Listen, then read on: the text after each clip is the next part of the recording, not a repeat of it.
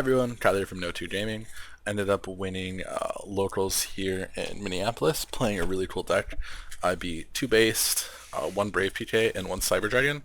And I'm sure you guys know what this is by this thumbnail. It is vampires. This deck is not amazing, but it has actually got like a pretty good like combo engine to it. And I'll kind of run through how it works. So to start off with, we play 3 Vampire Ogres. This discards a vampire to send a vampire to grave and add a vampire to hand. So you used to send these to grave, which these are like the best cards in the deck. Vampire Retainer and Vampire Familiar, which we'll go through in a second. But this also has the added benefit that you can benefit from your graveyard as a quick effect to normal summon on either player's turn, which we'll go over like how important it is in a second here. But you go you send the Retainer and the Familiar in this deck. Retainer's effect is that you can send 1 vampire from your hand or field to the graveyard, or face up on the field to the graveyard, to special summon this card from the graveyard, and then you can add 1 vampire spell or trap from your deck to your hand. Familiar is the same thing, but he is a monster. So like, they are very good for like extending. They're essentially a +1 every time you resolve them. Not like obviously they're not like a pure +1, but they are a +1 because they like get a body on the board and then they get an add. So like your goal is to like resolve these in your combo to give you like free advantage back, and then link off with them for combos. So it's really good at just like extending. Like if you open these, you can get DP, Scythe plus Omni. Like if you open either of these cards plus the familiar, I think it's generally going to be better to you generally want to open the Retainer, but it doesn't really matter which one you open. They're both going to be extremely good. So. Or you generally want to open Familiar because the combo is like less fragile. But yeah, if you open either of these, you basically win the game. Next, we play 3 Gozuki. These are our other and 3 Unizombie. We're playing 50 cards. We need to see a way to play, and these are like our best ways to like put one of these in graveyard since we don't have that many. So we essentially have like these are like our 15 primary combo cards between Ogres are main normal summon. Familiar is passable to normal summon, but you'd much rather summon one of these. So. Because I'm playing over 50, I want to make sure I have like as many possible like ways to play as possible, and a lot of these are almost essentially 1-card combos, so works out really well. You could, I guess, play the Shiranui, so you can go for like 8 plays, but I don't have it. I think it might be better than Gozuki. I would still run 1 Gozuki though. Then for the rest of the vampires, Vampire Starlight Surge, his effect is that you can, when he's summoned, he can special summon one vampire from your graveyard by paying 1k life points. It can't attack this turn, but that doesn't matter, obviously. So, like, the point is you summon him, and then you get your free search off, essentially. Or you get your free summon back off. You normally will either drop one of these and then just go for a link play, or you will summon one of the other monsters that, like, lets you extend, like, one of your other, like, boss monsters, like Voivode or Vamp, which we'll go into after this. So, yeah, he's just basically, like, basic recursion, sets up link play fodders. 2 Shadow Vampire, this card's crazy. I go in between liking 3, because like if you open him plus like combo, he's really good, but you can naturally get him into your hand so easily it's not really that relevant. And when you go second, you really don't want him because he like forces you to only attack with the monster you summoned, and 1 less attack is 1 less card you can use to break the board. But yeah, so like the main premise is you use this when he's normal summoned. You can special summon 1 vampire from your deck. So like you'll grab Scourge a lot of the time and then just like summon a vampire back. So like you'll just summon like Retainer or Familiar back, and then you get to have 3 monsters on board for like the cost of like tribute summoning 1 card, which is super easy in this deck. So yeah, those are kind of like the main plays. Those are like the main plays for just like free extension. That's how like the extenders work. We'll go through it one-ofs. Vampire Voivode, he's essentially a Called by the Grave. If your opponent activates a monster effect in the where they already have the monster with that same name in the graveyard, you can negate it. So essentially it just works as a Call by the Grave. He also has the effect that if you normal summon him, or if you tribute summon him, he can special summon 2 monsters from your opponent's graveyard. So he's like really strong for getting free link recursion. Also, if you special summon a vampire from the graveyard, you contribute 2 vampires you control, or 2 monsters you control to summon him. So he like has like really good like just all around utility, like a very awkward like negation effect, but it is definitely relevant, especially like in the Painted matchup. They're forced to deal with this. Kind of a new card that's like a newer card that's surprisingly good, Vampire Vamp. Or Vampire Vamp.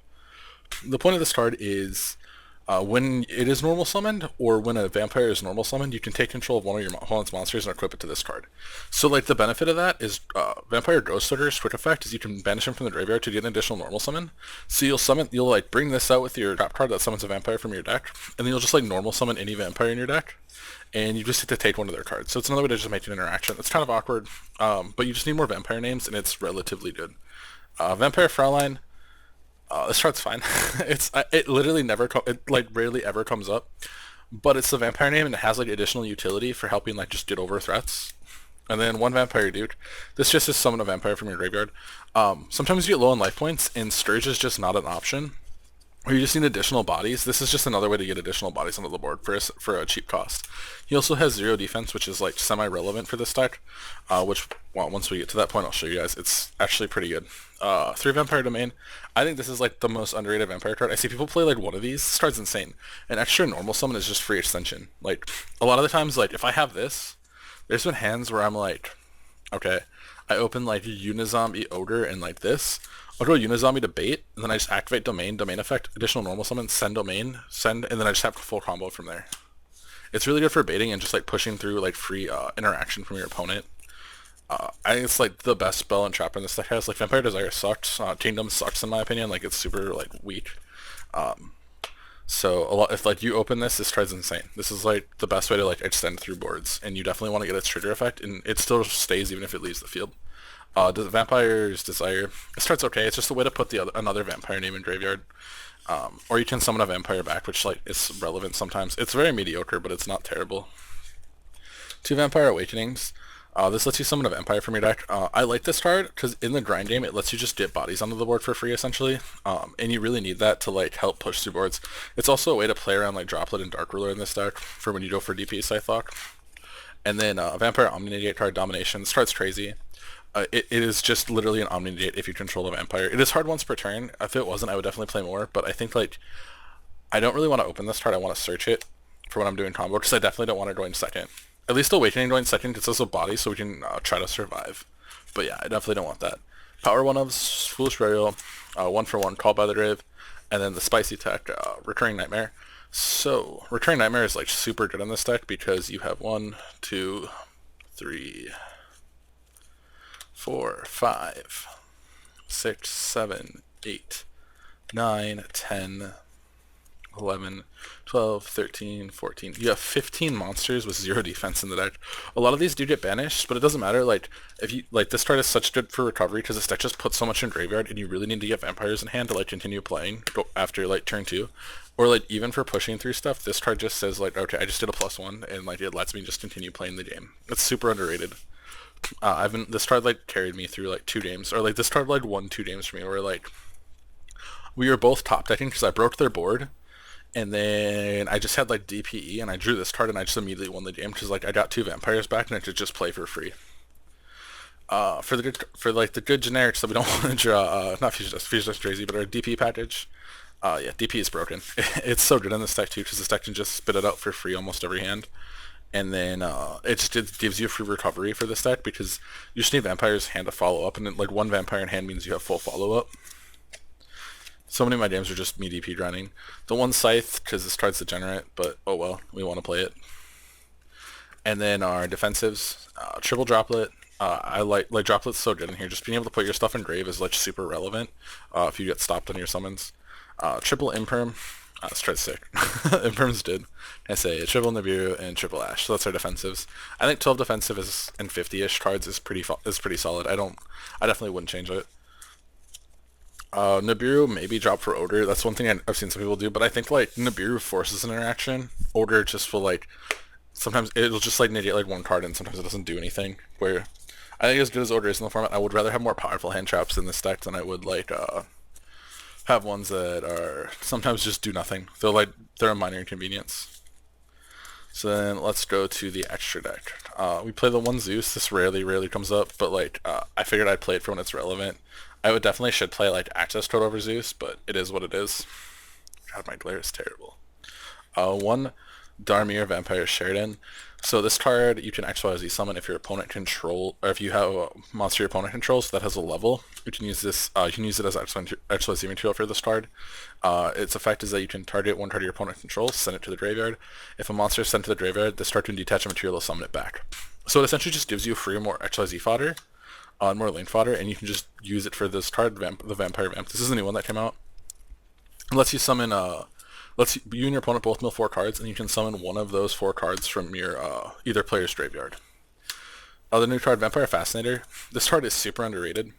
This card's so good. So its effect is that you can target one card in your opponent's graveyard. You can special summon it to your side of the field, and then you can't summon anything but zombies the rest of the turn. That doesn't matter because you're generally just gonna go make Sheridan, make Zombie Vampire. And like what's super crazy is you make this, you steal their card, you overlay for Sheridan because you normally just leave the Sky Sturge on field. And then you use Sheridan, pop their card, take one of their monsters, and then you use Fascinator's effect, take their other card, and then you sacrifice you sacrifice Sheridan, take the other card, then you make the Zombie Vampire because this doesn't. It just needs the 2 level 8s, or monsters your opponent controls. Monsters you took that were originally your opponents can also be used to summon this. So this alone, using these. Puts up 5,400 damage, so it just lets you, if you mill any of your bigger vampires, it allows you just immediately kill your opponent. Super nice, super underrated too. Really good way for this deck to crack boards. Vampire Sucker. This card is necessary in this deck. One, the plus is really good, but also because you can target one monster your opponent. It lets you tribute summon it with your opponent's zombie monsters. So there's a lot of scenarios where I'll like give my opponent a zombie monster, I'll use my extra summon to tribute, and I basically get a free tribute summon without using any resources at all. There's times where I've even done this turn 1 after I got ashed. It's super strong how good this effect is in this deck specifically, not just normally. The good stuff package, I mean, what do you say, DP Anaconda crazy. The one Anima, I was playing Link Kuriboh originally, and then I was like, Anima's just like, the Link Kuriboh is getting linked away almost every time anyways if I'm forced to make it, and this is just so much more relevant like 90% of the time. So I ended up just playing this because like very, very few times in the game do I just have to like link for no reason, so. Dagda for fun stuff. Dart. This card's actually really nice. I've stolen DPs with this so many times, like especially in testing. Like there's times where I'd steal the DP, use the DP to pop itself, and then I would make a Fascinator and steal the DP again. It's super funny. Just a super super underrated card overall, I think. Or not even underrated. A lot of people are playing this now. So Utiona. This is what you link in like some matchups. It's super strong. So if your opponent, the effects of the monsters in the banish zone can't activate. It's not really relevant. There's sometimes where like your opponent will use an effect in the banish, but it's not that common. The actual relevant part of this card is that when a monster is summoned from the graveyard, you can make the monster's attack 0, negate its effects. So you can target one monster on the field, make its attack 0, negate its effects. So there's times where like you have to make this off Fascinator, which is like whatever. But the main benefit of that is that if you have Awakening, you go Awakening, summon Sturge back, Sturge summons from graveyard, and then you get a free negate off of it. It's not like crazy, but because you do zombie lock sometimes with this deck, it's not really bad to play Utiona, honestly. I think it's like it was super like fine the times that I summoned it.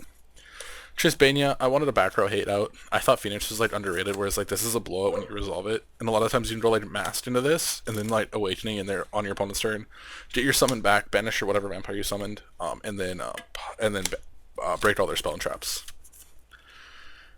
And then the Masquerena stuff, Appaloosa, Masquerena, and Unicorn. Pretty standard there, nothing too crazy. So yeah, that's the main extra deck. Let's go to the side.